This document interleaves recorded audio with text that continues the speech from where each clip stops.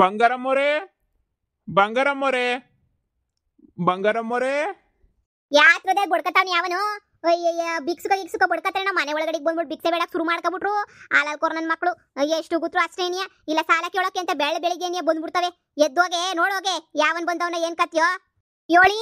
ಯಾರ್ ಬೇಕಿತ್ತು? ಸಾಲಾಗಿಲ್ಲ ಆದ್ರೆ ಮಧ್ಯಾಹ್ನದಾಗ ಬರ್ರಿ. ನಮ್ಮ ಅಮ್ಮ ಇವಾಗ ಫ್ರೀ ಆಗಿಲ್ಲ. ನೀವು ಪತ್ರಗಳು ಇಟ್ಕೊಂಡು ಬಂದಿದ ತಕ್ಷಣ ನಮ್ಮ ಅಮ್ಮ ಸಾಲಾಗಿಲ್ಲ ಎಲ್ಲ ಕೊಡಕಿಲ್ಲ. ನೀವು ಹೋಗಿ ಸುಮ್ಕೆನೇನಿಯಾ. ನೋಡಿ, ನಾನೇ ಸಾಲ್ಗಾರನೂ ಅಲ್ಲ, ಭಿಕ್ಷುಕನೂ ಅಲ್ಲ. ನಿಮ್ಮಪ್ಪ ಇಟ್ಕೊಂಡಿರೋ ಲಾಯರ್ ನಾನು. ನಿಮ್ದು ಪ್ರಾಪರ್ಟಿ ವಿಚಾರ ಎಲ್ಲನೂ ಎಲ್ಲ ರೆಡಿ ಮಾಡಿಸ್ಬಿಟ್ಟು ಎಲ್ಲರ ಹೆಸ್ರಿಗೂ ಮಾಡಿಸವ್ರೆ. ಅದಕ್ಕೇನೆ ಇದನ್ನ ಹೋಗ್ಬಿಟ್ಟು ನಿಮ್ಮ ಹತ್ರ ಹೇಳಿ ಅಂತ ಹೇಳಿದ್ರು. ಅದು ಬಂಗಾರಮ್ಮವ್ರ ಹತ್ರ ಮುಂದೆನೇ ಎಲ್ಲರೂ ಮನೆಯವ್ರನ್ನೆಲ್ಲ ನಿಲ್ಲಿಸ್ಬಿಟ್ಟು ಒಂದ್ಸಲ ಹೇಳಿ ಅಂತ ಹೇಳಿದ್ರು. ಅದಕ್ಕೋಸ್ಕರ ನಾನು ಬಂದಿದ್ದೀನಿ. ಅಯ್ಯೋ ಲಾಯರ್ ಸಾಹೇಬ್ರೆ, ನೀವಾ ಕುಂತ್ಕೊಳ್ಳಿ. ನಾನ್ ತಪ್ಪಾಯ್ತು. ನಾವ್ ಯಾರು ಅಂತ ಅನ್ಕೋಬಿಟ್ವಿ. ನಮ್ಮ ಅಪ್ಪ ಕಳ್ಸಿರೋನೆ. ಆಯ್ತಾಯ್ತು ಕುಂತ್ಕೊಳ್ಳಿ. ಒಂದ್ ನಿಮಿಷ ಇರಿ, ನಮ್ಮ ಅಮ್ಮನ್ ಕರಿತೀನಿ. ಅಮ್ಮ ಯಾ ಬಾ ಸರ್ನ, ಇಲ್ಲಿ ಲಾಯರ್ ಬಂದವ್ರೆ. ನಮ್ದು ಎಲ್ಲರೂ ನಮ್ಮ ಹೆಸರು ಮಾಡಿಸ್ಬಿಟ್ಟೈತಂತ ಅಪ್ಪ ಬಾಯಿಲಿ. ಲಾಯರ ಸಾ ನಮಸ್ಕಾರ. ಇವ್ರೆ ಬಂಗಾರಮ್ಮ ಅಂತ ಹೇಳಿದ್ರೆ ಸಾ ನಮ್ಮ ಅಮ್ಮನೇನಿಯ. ಹೇಳಿ ಬಂದವ್ರೆ. ಅದೇನ್ ವಿಸಿ ಹೇಳಿ ಯಾರದ ಹೆಸರಿಗೆಲ್ಲ ಮಾಡೋರೆ ಅಂತ ಹೇಳ್ಬಿಟ್ಟು ಹೇಳಿ. ನೋಡಿ, ನಿಮ್ಮ ಮನೆಯಲ್ಲಿ ಇರೋರ್ನೆಲ್ಲರೂ ದಯವಿಟ್ಟು ಕರೀರಿ. ನಿಮ್ಮ ಮನೇಲಿರೋಲ್ಲ ಅವ್ರ ಮುಂದೆನೇ ಹೇಳಬೇಕು ಅಂತ ಹೇಳ್ಬಿಟ್ಟು ಹೇಳಿದ್ರು. ಯಾರೋ ನಿಮ್ಮ ಸೊಸೆ, ನಿಮ್ಮ ಮಗ, ಹಾಗೇನೆ ನೀವು ಏನೋ 4 ಜನ ಇರ್ತಾರೆ, ಹೋಗಿ ಹೇಳಿ ಅಂತ ಹೇಳಿದ್ರು. ನಿಮ್ಮ ಯಜಮಾನ್ರು ಇನ್ನೂ ಒಂದು 15 ದಿನ ತುಂಬ ಬ್ಯುಸಿ ಇದ್ದಾರಂತೆ, ಬರಲ್ವಂತೆ. ಅದಕ್ಕೇನೆ ನನ್ನ ಹತ್ರ ಹೇಳಿ ಕಳಿಸಿದ್ದಾರೆ. ಇನ್ನೂ ನಿಮ್ಮ ಮಗ ಹಾಗೇನೆ ಸೊಸೆ ಎಲ್ಲ ಬರಬೇಕಲ್ವಾ? ಮಗನೇ ಲೋ ಮಗನೇ ಲೇ ಮಗನೇ. ಹೇಳಮ್ಮ. ಲಾಯರ್ ಸಾಹೇಬ್ರು ಬಂದವ್ರು ನೋಡ್ಲಾ. ಅದೇ ನಿಮ್ಮ ಅಪ್ಪ ಎಲ್ಲ ಆಸ್ತಿ ಪಾಸ್ತಿ ಎಲ್ಲನೂ ಬರ್ದ್ ಮಾಡ್ಗೋನಂತೆ ಯಾರ್ಯಾರ ಹೆಸರಿಗೆ ಅಂತ ಹೇಳ್ಬಿಟ್ಟು ಆಸ್ತಿ ಪಾಸ್ತಿ ಎಲ್ಲ ಅದಕ್ಕೆ ಬಂದವ್ರು ನೋಡು. ನಿಮ್ಮ ಸೊಸೆ ಒಬ್ರು ಇರ್ಬೇಕಿತ್ತಲ್ಲ. ಅವಳು ಊರ್ಗೋಗವಳೆ. ಮಗ ನೋಡ್ಕೊಬಿಟ್ಟು ಬರ್ತೀನಿ ಅಂತ ಹೇಳ್ಬಿಟ್ಟು ಊರ್ಗೋಗವಳೆ ಸಾ. ನೀವು ಅರ್ಜೆಂಟಾಗಿ ಹೇಳಿ. ಅವಳಿದ್ರು ಒಂದೇ ಬಿಟ್ರು ಒಂದೇ. ನಮ್ಮ ಆಸ್ತಿ ಅಲ್ವೇ, ಅವಳಿಗೂ ಇದಕ್ಕೂ ಯಾವ ಸಂಬಂಧನೂ ಇಲ್ಲ. ನೀವೀಗ ಗೊಸಿ ಹೇಳಿ ಏನು ಎತ್ತ ಅಂತ ಹೇಳ್ಬಿಟ್ಟು. ನೋಡಿ, ಮನೆಯವರೆಲ್ಲ ಇರಬೇಕು, ಮನೆಯವ್ರ ಮುಂದೆನೇ ಎಲ್ಲ ಹೇಳ್ಬೇಕು ಅಂತ ಹೇಳಿದ್ರು. ಈಗ ನೀವು ಬರೀ 3 ಜನ ಇದ್ದೀರಾ. ನಿಮ್ಮ ಮುಂದೆ ಹೇಳಿದ್ರೆ ಮತ್ತೆ ನಿಮ್ಮ ಸೊಸೆಗಿದ್ದ ಈ ವಿಚಾರ ಎಲ್ಲ ಮುಟ್ಸೋರು ಯಾರು, ಹೇಳೋರು ಯಾರು? ಸರಿ ಆಯಿತು. ಅವ್ರ ಫೋನ್ ನಂಬರ್ ಇಲ್ಲ, ಅವ್ರ ಅಡ್ರೆಸ್ ಕೊಟ್ಟಿರಿ. ಅವರಿಗೆ ಏನಾದರೂ ಒಂದು ಇದ್ರ ಬಗ್ಗೆ ಎಲ್ಲನೂ ಫೋನ್ ಮಾಡಿ ವಿಚಾರ ಹೇಳ್ತೀನಿ, ಇಲ್ಲ ವಾಟ್ಸಪ್ಪಲ್ಲಿ ಫೋಟೋ ಕಳಿಸ್ತೀನಿ. ಆಯಿತು ತಗೊಳ್ಳಿ. 9636 ಸರಿ, ನನ್ನ ಮೊಬೈಲಲ್ಲಿ ಆ್ಯಡ್ ಮಾಡ್ಕೋತೀನಿ. ಅವ್ರಿಗೆ ನಾನು ಮೇಯ್ಲು ಇಲ್ಲಾಂದರೆ ವಾಟ್ಸಪ್ಪಲ್ಲಿ ನಾನು ಅವ್ರಿಗೆ ಏನಾದರೂ ಕಳಿಸ್ತೀನಿ, ಓಕೆನಾ? ಈಗ ನೋಡಿ, ನಿಮ್ಮ ಯಜಮಾನ್ರು ಅವ್ರ ಆಸ್ತಿನ ಎಷ್ಟು ಇದೆ ಎಲ್ಲನೂ ಈಗೆಲ್ಲ ಭಾಗ ಮಾಡಿಬಿಟ್ಟಿದ್ದಾರೆ. ಯಾರಿಗೂ ಮೋಸ ಆಗಬಾರ್ದು ಅಂತ ಹೇಳ್ಬಿಟ್ಟು ಎಲ್ರಿಗೂ ಒಳ್ಳೇದಾಗ ಥರನೇ ಮಾಡವ್ರೆ. ನನ್ನ ಗಂಡ ಬುಡಿ ಸ್ವಾಮಿ, ದೇವ್ರು ಒಂದೇ. ನನ್ನ ಗಂಡನೂ ಒಂದೇ, ಬಾಳ ಒಳ್ಳೆ ಮನುಷ್ಯ. ಆವಯಿನ ಬಗ್ಗೆ ಏನಾರ ಮಾತಾಡ್ಕೊಬಿಟ್ರೆ ನಾಲ್ಗೆ ಗುಳ ಬಿದ್ಬಿಡ್ತದೆ. ಯಾವತ್ತಿದ್ರು ನಮ್ಮ ಪರನೇನಿಯ ನಮ್ಮ ಗಂಡ ಮಾಡೋದನ್ನು. ಯಾವತ್ತು ಬೇರೆ ಮಾಡಂಗೇನಿಯಾ ಇಲ್ಲ. ಅವ್ರ ಕಿರುತಿ ಎಂತೀನಿ ನಾನಂತನೂ. ಅದೇನೋ ಯಾರ್ಯಾರ ಹೆಸ್ರಿಗೆ ಬರ್ದವ್ರೆ ಅಂತ ಹೇಳ್ಬಿಟ್ಟು ಪೂರ್ತಿ ಆಸ್ತಿಯಾ ಹೇಳಿ. ಎಷ್ಟು ಜನದ ಹೆಸ್ರಿಗೆ ಯಾರ್ಯಾರ ಹೆಸ್ರಿಗೆ ಏನೇನು ಬರ್ದೈತೆ ಅದೇನೇ ರೋಡ್ ಸೈಡ್ ಐತಲ್ಲ ಜಮೀನು, ಅದು ಮೇಯ್ನು. ಅದು ಯಾರ ಹೆಸ್ರಿಗೆ ಬರ್ದೈತೆ ಅಂತ ಹುಸಿ ನೋಡಿ ಹೇಳಿ. ಸಮಾಧಾನ ಹೇಳ್ತೀನಿ. ನೋಡಿ, ನಿಮ್ಮದು ಎಷ್ಟೈತೋ ಅಷ್ಟು ಆಸ್ತಿನೂ ಅವರೆಲ್ಲನೂ ಮೊಮ್ಮಕ್ಕಳ ಹೆಸ್ರಿಗೆ ಅಂತ ಹೇಳ್ಬಿಟ್ಟು ಬರೆದಿದ್ದಾರೆ. ಅಂದರೆ ಈಗ ಹುಟ್ಟ ಒಬ್ಬ ಮೊಮ್ಮಗ ಅಂತಲ್ಲ, ಈಗ ಹುಟ್ಟಿರೋ ಮೊಮ್ಮಗು ಒಬ್ರು ಇದ್ದಾರೆ ಅಂತಲ್ಲ, ವಿಹಾನ್ ಅಂತ.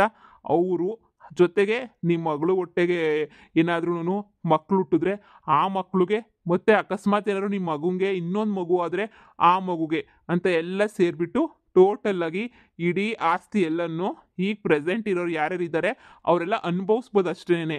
ಅವ್ರಿಗೆ ಯಾವ ಅಧಿಕಾರನೂ ಇರಲ್ಲ. ಮಕ್ಕಳು ದೊಡ್ಡವರಾಗಿ ಮೆಜಾರಿಟಿಗೆ ಬರೋ ತನಕನೂ 10 ರೂಪಾಯಿ ಆಸ್ತಿನೂ ಯಾರಿಗೂ ಸಿಗಲ್ಲ, ಅನುಭವಿಸ್ಕೊಂಡು ಇರ್ಬೋದು. ಆಮೇಲೆ ಮೆಜಾರಿಟಿಗೆ ಏನಾದರೂ ಬಂದರೆ ಆವಾಗ ಆ ಮಕ್ಕಳು ನಿರ್ಧಾರನೇ ಮಾಮೂಲಿ ಅಂತಿಮ ನಿರ್ಧಾರ ಆಗಿರ್ತದೆ. ನೋಡಿ, ಈ ಥರ ನಿಮ್ಮ ಯಜಮಾನರು ಎಲ್ಲ ಬರೆಸ್ಬಿಟ್ಟು ಇಟ್ಟಿದ್ದಾರೆ.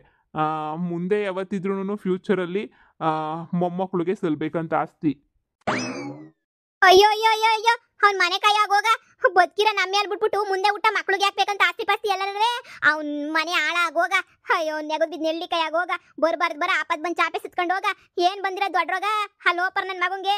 ನೋಡಿ ಅದೆಲ್ಲ ಬೇಡ, ಅದೆಲ್ಲ ನಮಗೆ ಸರ್ ಬರಕಿಲ್ಲ. ನನ್ನ ಮಗಳ ಹೆಸ್ರಿಗೆಲ್ಲ ಮಾಡ್ತೀನಿ ಅಂತ ಹೇಳ್ಬಿಟ್ಟು ಒಪ್ಕೊಂಡಿದ್ದ ಅಲ್ಲಿ. ನೀವು ಈಗ ನೋಡಿ ನೆಟ್ಗೆ ಯಾರ ಹೆಸ್ರು ಮಾಡ್ಸೋನಿ ಅಂತ ಹೇಳ್ಬಿಟ್ಟು ನೀವು ತಮಾಸೆ ಎಲ್ಲ ಮಾಡಕ್ಕೆ ಹೋಗ್ಬೇಡಿ. ಇರೋ ಬದುಕಿರೋ ಹೆಸ್ರು ಬಿಟ್ಬಿಟ್ಟು ಇನ್ನು ಮುಂದೆ ಯಾವತ್ತೋ ಊಟ ಅಂತ ಇದ್ರ ಮೇಲೆ ಆಸ್ತಿ ಮೇಲೆ ಇದು ಮಾಡ್ತಾವ್ರಲ್ಲ ನೋಡಿ, ಅದೆಲ್ಲ ನಮಗೆ ಬೇಕಿಲ್ಲ. ನಮ್ಗೆ ಏನಿದ್ರು ಈಗ ನಾವು ಯಾರ್ಯಾರಿದ್ದೀವಿ ಅವ್ರ ಹೆಸ್ರಿಗೆ ಮಾತ್ರ ಆಸ್ತಿ ಬೇಕು. ನನ್ನ ಮಗ ಅವನೇ, ನನ್ನ ಮಗಳವಳೆ, ಅದು ಬಿಟ್ಬಿಟ್ಟು ಯಾರೋ ಹುಟ್ಟಿರೋ ಮಗ ಅವನು ವಿಹಾನ್ ಹೆಸ್ರಿಗೆ ಅವ್ರ ಹೆಸ್ರಿಗೆ ಇವ್ರ ಹೆಸ್ರಿಗೆ ಮಾಡ್ತಾರೆ ಅಂತಂದ್ರೆ ಅದೆಲ್ಲ ಆಗ್ದಿರೋ ಕೆಲಸ. ನೋಡಿ, ನಮ್ಗಂತೂ ಆಸ್ತಿ ಬೇಕೇ ಬೇಕು ಅಷ್ಟೇನೇನಿಯ. ಇಲ್ಲಾಂದ್ರೆ ನಾವಂತೂ ಸುಮ್ಕಿರಕ್ಕಿಲ್ಲ. ನೋಡಿ, ಇದೇ ನನ್ನ ಆಸ್ತಿ ಅಲ್ಲ ನಿಮ್ಗೆಲ್ಲ ಬರ್ಕೊಡಕ್ಕೆ, ನಿಮ್ ಗಂಡನ ಆಸ್ತಿ. ಅವ್ರಿಗೆ ಹೆಂಗ್ ಇಷ್ಟ ಬರುತ್ತೋ, ಯಾರಿಗ ಇಷ್ಟ ಬರುತ್ತೋ, ಯಾರು ಕೊಡ್ಬೇಕು ಅಂತ ಅನ್ಸುತ್ತೋ ಅದನ್ನೆಲ್ಲ ಕರೆಕ್ಟಾಗಿ ಬರ್ದಿದ್ದಾರೆ. ಓಕೆನಾ? ಸುಮ್ಮನೆ ನನ್ನ ತಲೆ ತಿನ್ನಕ್ ಬರಬೇಡಿ ನೀವು. ಇರೋದನ್ನ ಹೇಳಿದೀನಿ. ಇಷ್ಟೊಂದು ಅವಾಜ್ ಹಾಕೋದಾದ್ರೆ ಹೋಗಿ ನಿಮ್ಮ ಹಸ್ಬೆಂಡ್ ಹತ್ರ ಅವಾಜ್ ಹಾಕಿ, ನಮ್ಮ ಹತ್ರ ಅಲ್ಲ. ನೋಡಿ, ನಾನು ಲಾಯರು, ನನ್ನ ಕರ್ತವ್ಯನ ನಾನು ಮಾಡಿದ್ದೀನಿ ಬಿಟ್ರೆ ನಾನು ಬೇರೆ ಯಾವ ವಿಚಾರನೂ ಕೇಳಿಸ್ಕೊಳ್ಳೋ ಅವಶ್ಯಕತೆ ಇಲ್ಲ. ನಿಮ್ಮ ಯಜಮಾನ್ರು ಆಸ್ತಿನ ನಾವೆಲ್ಲನೂ ಹಾಕಿದ್ದೀವಿ, ಅವರೆಲ್ಲ ಕೊಟ್ಟಿದ್ದಾರೆ, ನಾವು ಅದು ಕರೆಕ್ಟಾಗಿ ಸೈನ್ ಹಾಕಿದ್ದೀವಿ, ಎಲ್ಲ ತಂದ್ಬಿಟ್ಟು ನಿಮ್ಗೆ ಹೇಳ್ತಾ ಇದ್ದೀವಿ. ಇದನ್ನ ಬಿಟ್ರೆ ನನಗೆ ಬೇರೆ ಯಾವ ಕೆಲಸನೂ ಇಲ್ಲ. ಇಲ್ಲಿ ಹೇಳೋದಷ್ಟೇನೆ ಕೆಲಸ. ಅಕಸ್ಮಾತ್ ಏನಾದ್ರೂ ನಂಗೆ ಮಕ್ಕಳಾಗ್ಲಿಲ್ಲಪ್ಪ, ಅವಾಗ ಏನ್ ಮಾಡ್ತೀರಾ? ಈಗ ಆಲ್ರೆಡಿ ಒಬ್ಬ ಮೊಮ್ಮಗ ಇದ್ದಾನಲ್ಲ, ಅವರೇ ಹೇಳಿದ್ರು ವಿಹಾನ್ ಅಂತ ಇದ್ದಾನೆ ಅಂತ. ಅವನ ಹೆಸರಿಗೆ ಎಲ್ಲ ಆಸ್ತಿನೂ ಹೋಗುತ್ತೆ.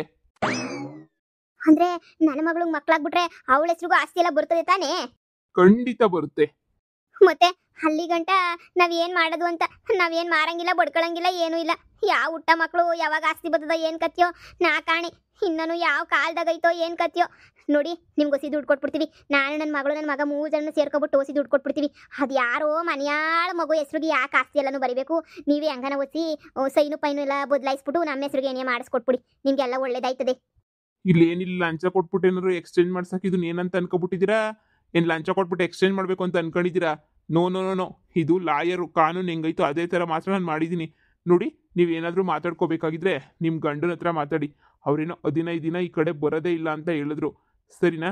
15 ದಿನ ಬಿಟ್ಕೊಂಡು ಬಂದಮೇಲೆ ನೀವೇ ಒಂದ್ಸಲ ವಿಚಾರಿಸಿ. ಬೇಕಾದರೆ ಅವ್ರ ವಿಚಾರ, ಅವ್ರು ಆಲ್ರೆಡಿ ಬರೆದು ಬಿಟ್ಟಿದ್ದಾರೆ. ಅವ್ರು ಬೇಕಾದರೆ ಇನ್ನೊಬ್ರ ಹೆಸ್ರಿಗೆ ಬರೀತೀನಿ ಅದು ಇದು ಅಂತಂದ್ರೂ ಓಕೆ. ಬರೆಯೋಕ್ಕಾಗಲ್ಲ, ಒಂದ್ಸಲ ಎಲ್ಲ ಆಲ್ರೆಡಿ ಆಗೋಗ್ಬಿಟ್ಟಿದೆ. ನೀವೇ ಒಂದ್ಸಲ ಅವ್ರ ಹತ್ರ ಮಾತಾಡಿ.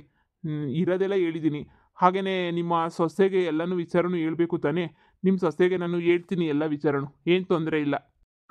ಹೊತ್ತಿಗೆ ಏನಾರ ವಿಷಯ ಗೊತ್ತಾಯ್ತು ಅಂದ್ರೆ ಅಷ್ಟೇ ಕತೆ ಮುಗ್ದೋಯ್ತದೆ. ಈ ವಿಷಯ ಹೇಳೋದೇ ಬೇಡ ಹೊತ್ತಿಗೆ ಏನಂತೀಯಾ? ಸರಿಯಾಗಿ ಹೇಳದೆ.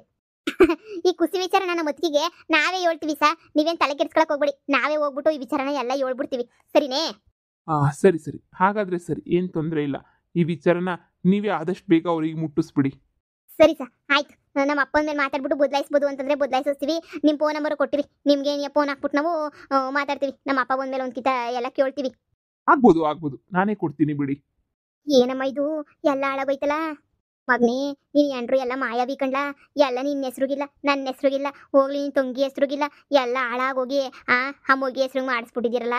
ನಿಮ್ಮ ಅಪ್ಪ ಮಾಡಿಸ್ಬಿಟ್ಟವಲ್ಲ, ನಿಮ್ಮ ಅಪ್ಪಂಗೆ ತಲೆಗಿಲ್ಲ ಬೇಡವೇನು ಮಗ? ನೋಡು, ಈ ವಿಚಾರನ ನೀನು ಹೆಂಡತಿಗೆ ಹೇಳಕ್ಕೆ ಹೋಗ್ಬೇಡ. ಹೇಳ್ಬಿಟ್ರೆ ನಮ್ಮ 3 ಜನ ಮನೆಯಿಂದ ಈಚೆ ಕಡೆ ಬೇಕಾದ್ರೆ ಒಗದು ಬಿಡ್ತಾಳೆ ಅಂತ ಕಿತ್ತೋದು ಮನೆ ಹೇಳಿ ನಿನಗೆ. ಹುಷಾರಾಗಿರು, ಸರಿನಾ? ಹಾಳಾದ ನನ್ನ ಮಗ ಎಲ್ಲ ನಿಮ್ಮಪ್ಪ ಹಾಳು ಮಾಡ್ಬಿಟ್ಟ. ಅಲ್ಲಿ ಓಪರ್ ನನ್ನ ಮಗ ಸಿಗ್ಲಿ, ಬರ್ಲಿ, ಮನೆಗೆ ಸಿಗುತ್ತೋ ಹಾಳ ಕಟ್ಬಿಡ್ತೀನಿ. ಹ್ಞೂ ಕಣಮ್ಮ, ನಾವು ಮನೆಗಿದ್ದವರು, ನಮ್ಮ ಅಪ್ಪನ ನೋಡ್ಕೊಂಡವ್ರು ನಾವು. ನಮಗೆ ಬಿಟ್ಬಿಟ್ಟು ಮೊಮ್ಮಕ್ಳಿಗೆ ಅಂತ ಬರ್ತಿರೋದು ನೋಡಮ್ಮ. ಇದು ಯಾವ ಸೀಮೆನೇನಮ್ಮ? ಮಕ್ಳಿಗೆ ಹೋಗ್ದಿದ್ದು ಮೊಮ್ಮಕ್ಳಿಗೆ ಹೆಂಗಮ್ಮ ಹೋಯ್ತದ ಆಸ್ತಿ ಎಲ್ಲ?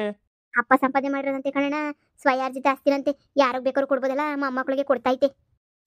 ಸರಿ ಬಿಡು, ಆಯ್ತು. ಈ ಮಗಳೇ, ಸಾರ್ ನಿನ್ನ ಮಕ್ಕಳನ್ನ ಹುಟ್ಟಿಸ್ಕೋಬೇಕು, ಇಲ್ಲಾಂದ್ರೆ ನಿನ್ಗೆ ಅಧಿಕಾರ ಏನು ಸಿಗಕ್ಕಿಲ್ಲ. ಹೆಂಗನ ಮಾಡಿ ಮಗ ಆಗೋದ್ರ ಬಗ್ಗೆ ಯೋಚನೆ ಮಾಡು. ಅವನಲ್ಲ ಅವನು ಸಾವುಕಾರಂಗೆ ಒಂದು ಫೋನ್ ಹಾಕ್ಬಿಟ್ಟು ಹೇಳಿ ಕಳಿಸ್ತೀನಿ. ಎಲ್ಲ ವಿಚಾರನೂ ಫೋನ್ ಮಾಡ್ಬಿಟ್ಟು ಹೇಳೋಣ, ನೋಡೋಣ ಏನಾಯ್ತದೋ ಏನೋ. ಆದಷ್ಟು ಬೇಗ ಮದುವೆ ಮಾಡ್ಬಿಟ್ಟು ಮುಗಿಸ್ಬಿಟ್ಟು ಬಿರ್ನ ಮಕ್ಳು ಮಾಡ್ಕೋಬೇಕು ನೀನು. ವರ್ಷದಷ್ಟೊತ್ತಿಗೆ ಅವಳಿ ಜೋಳಿ ಮಕ್ಳನ್ನ ಕೊಟ್ಬಿಡು, ಆಸ್ತಿ ಎಲ್ಲ ನಿನ್ನ ಮಕ್ಳಿಗೆ ಸಿಗ್ತದೆ. ಸರಿ ಕಣಮ್ಮ, ಆಯ್ತು.